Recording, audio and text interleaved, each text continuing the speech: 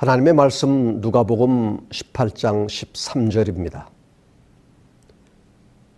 세리는 멀리 서서 감히 눈을 들어 하루를 우러러보지도 못하고 다만 가슴을 치며 가로되 하나님이여 불쌍히 여기옵소서. 나는 죄인이로소이다. 세리의 위대함이라는 제목으로 함께 은혜를 받고자 합니다. 모든 시련과 난관을 의지로 극복하고 승리자로 우뚝 서게 되는 영웅, 헤라클레스나 테세우스 같은 영웅은 이제 사라졌다. 그러나 자신의 무력함을 바라보고 인정할 수 있는 눈을 가진 이 비참한 인간에게서 우리는 비극적이되 위대한 새로운 인간상을 보게 된다. 인간은 생각하는 갈대라고 했던 17세기의 위대한 사상과 파스칼이 이야기한 것처럼 인간은 자기가 비참하다는 것을 아는 점에서 위대한 존재가 되는 것이다. 서울대학교 신은영 교수가 21세기 인문학 리포트라는 글에서 따온 말씀입니다. 인간의 위대함은 어디서 나오는 것일까요? 사람들은 평범하고 보통의 인간보다는 위대한 영웅이 나타나서 나라를 구하고 잘 살게 해줄 것을 기대해 왔습니다. 그러나 위대한 영웅이 꼭 그렇게 해줄 수 있다고는 누구도 보장해 주지 못하는 것 또한 사실입니다. 인간의 위대함은 어떤 거창한 것이나 특출난 것이 있어서가 아니라 파스칼이 말한 것처럼 자신이 비참한 존재라는 것을 알 때에 그 위대함은 나타나는 것이라고 생각합니다. 일반적으로 사람들은 다른 데서 위대함을 찾곤 하죠. 오늘 저는 진정으로 자신의 비참함을 알고 다시 새롭게 태어난 위대한 한 사람에 대해서 말씀드리고자 합니다. 오늘 본문에 등장하는 세리를 위대한 사람으로 보고 싶습니다. 제가 그렇게 말하면 의아해 하실 것입니다. 왜냐하면 당시의 세리는 죄인의 대명사로 불렸습니다.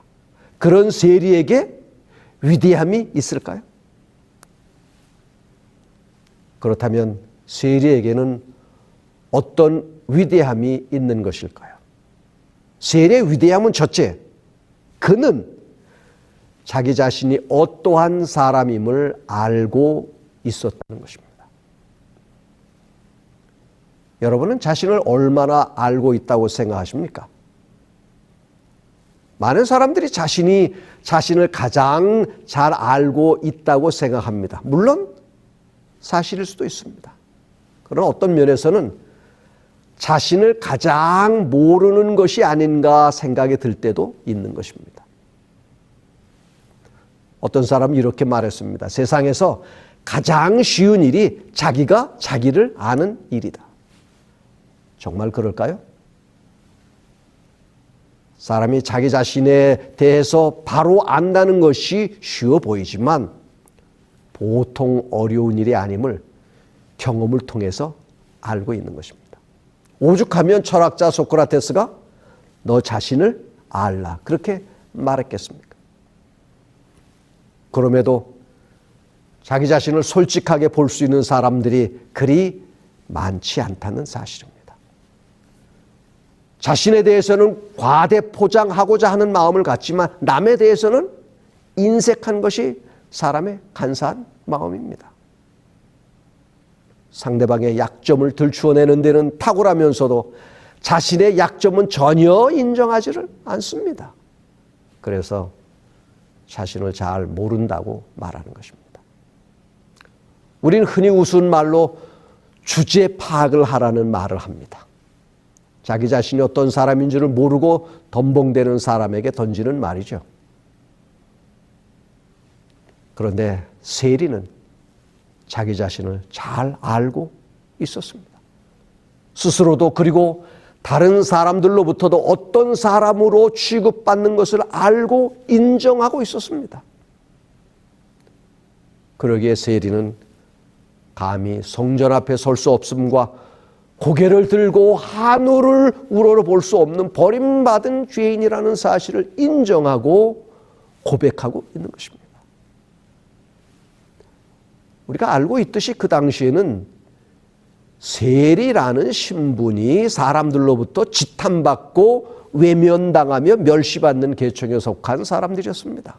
죄인, 이방인, 착취자, 사기꾼, 매국노 이렇게 취급을 받았습니다.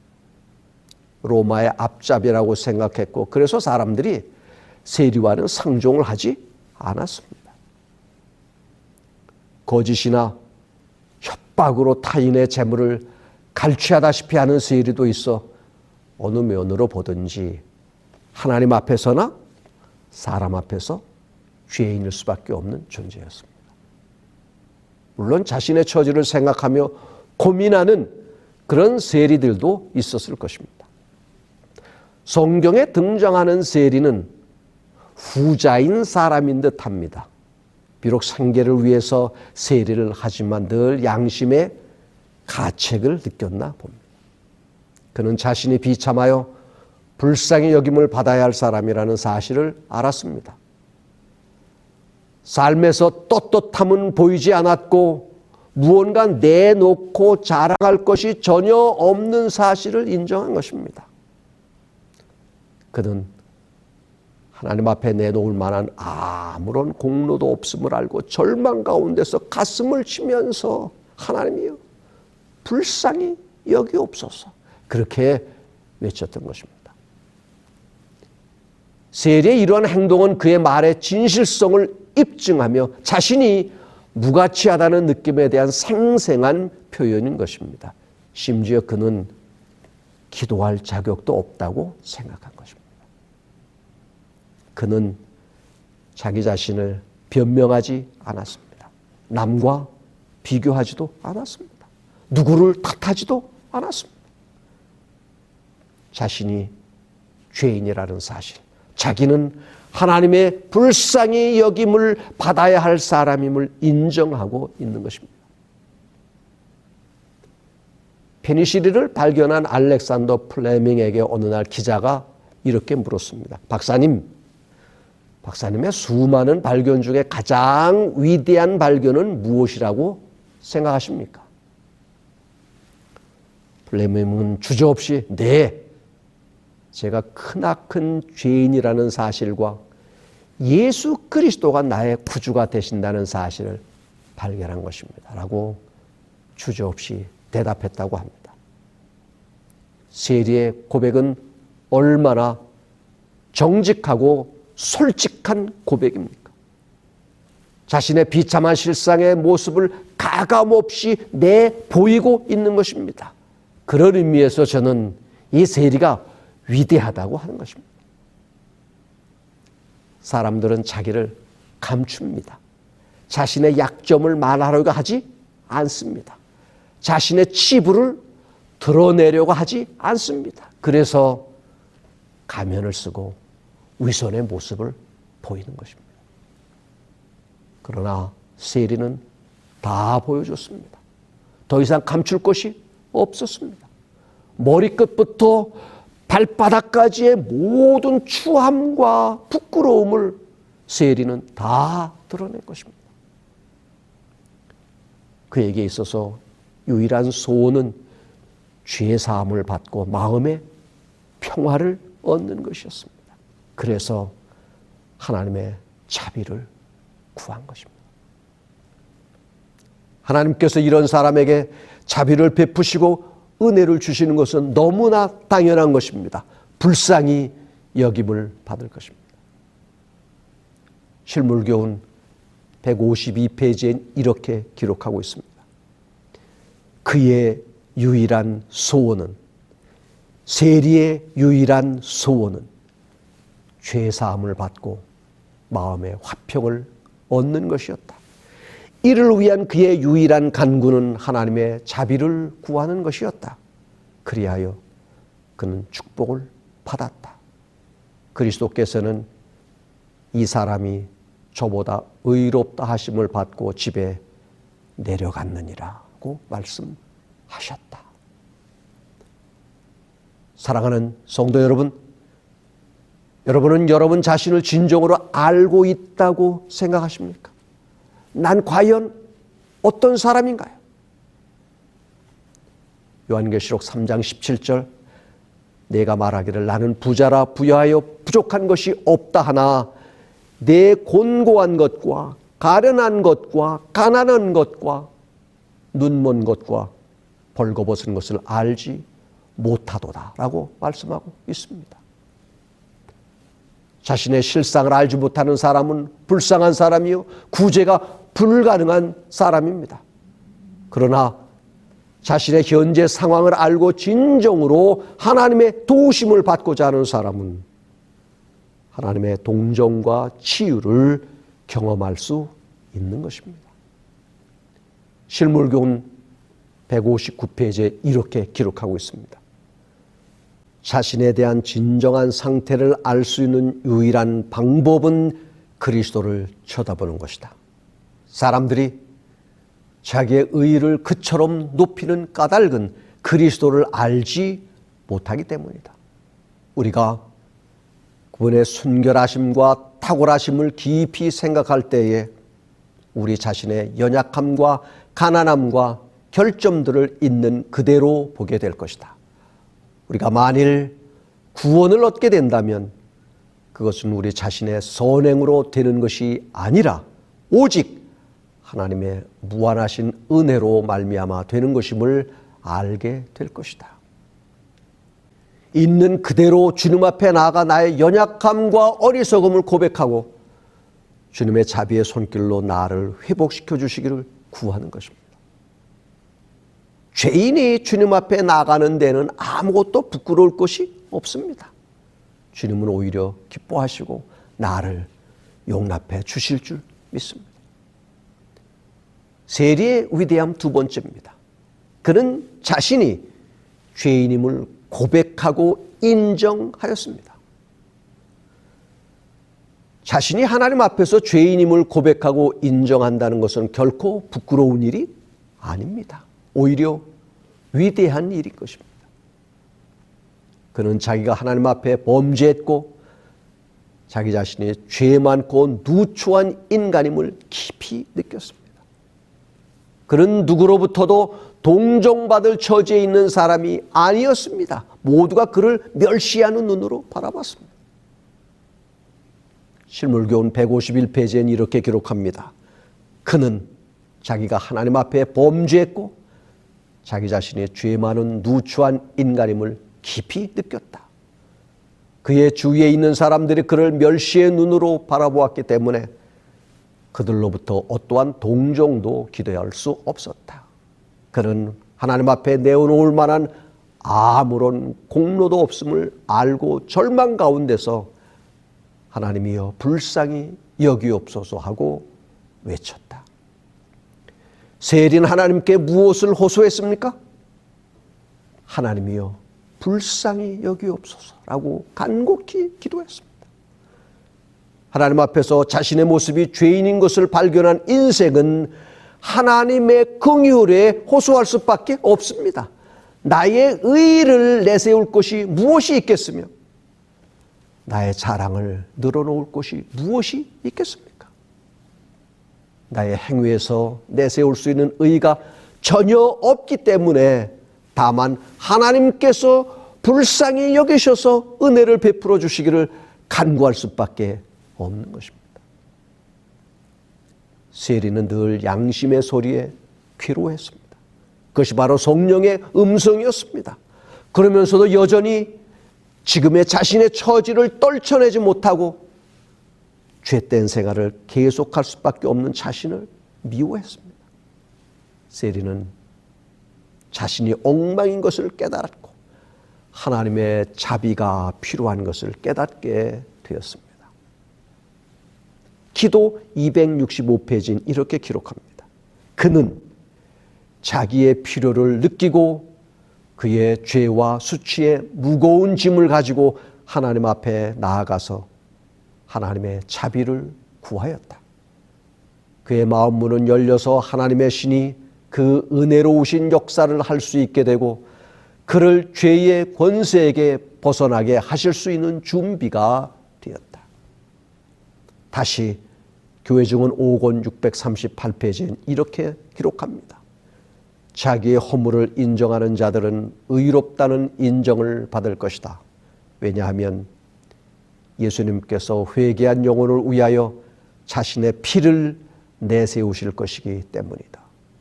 사람이 그의 창조주 앞에 머리를 숙여 자신의 죄를 고백하고 십자가에 돌아가셨다가 부활하신 구주의 공로를 통한 용서를 간구하는 것은 낮아지는 것이 아니다. 그대가 범죄하고 반역함으로 상하게 한 분 앞에서 그대의 잘못을 인정하는 것은 고상한 일이다. 내가 죄인임을 고백할 때 구주가 필요한 것입니다. 내가 죄인임을 자백할 때 죄로부터 깨끗게 해주시는 것입니다. 뿐만 아니라 나로 의롭다 하심을 얻게 해주시는 것입니다. 내가 죄인임을 고백할 때 주님은 나를 기뻐하시고 받아주시는 것입니다. 요한일서 1장 9절 만일 우리가 우리 죄를 자백하면 저는 미쁘시고 의로우사 우리 죄를 사하시며 모든 불의에서 우리를 깨끗게 하실 것이요 라고 말씀합니다. 주님은 내가 의인을 부르러 온 것이 아니요 죄인을 부르러 왔다고 하셨습니다. 주님의 눈에는 자기가 죄인임을 고백하며 불쌍히 여겨달라고 애써하는 죄인이 보이지 스스로 의롭다 여기는 의인이 보이는 것이 아닙니다. 예수님은 그 죄인을 불쌍히 여기시고 용서해 주시며 위로해 주시며 용기를 주시는 것입니다. 오늘 세일의 회심은 어떠한 사악한 죄인도 주님 앞에 나와 자기의 죄악을 고백하고 용서를 구하면 우리 주님께서 사랑으로 받아주시고 용서해 주신다는 한 신뢰가 되는 것입니다. 잠언 28장 13절 자기의 죄를 숨기는 자는 형통치 못하나 죄를 자복하고 버리는 자는 불쌍히 여김을 받으리라. 어떠한 가식이나 눈치 보는 것이 없이 하나님 앞에 1대1로 선 자세를 가지며 나의 마음을 비울 때 그 속에 하나님의 위로가 임하게 되는 것입니다. 자신의 부족함과 허물을 깨달은 자만이 진정으로 애통할 수 있습니다. 눈물을 흘려도 부끄럽지 않습니다. 그런 사람이야말로 위로의 하나님이 주시는 위로를 받을 수 있는 것입니다. 이사야 57장 15절입니다. 통회하고 마음이 겸손한 자와 함께 거하나니 이는 겸손한 자의 영을 소송케 하며 통회하는 자의 마음을 소송케 하려 함이라고 말씀합니다.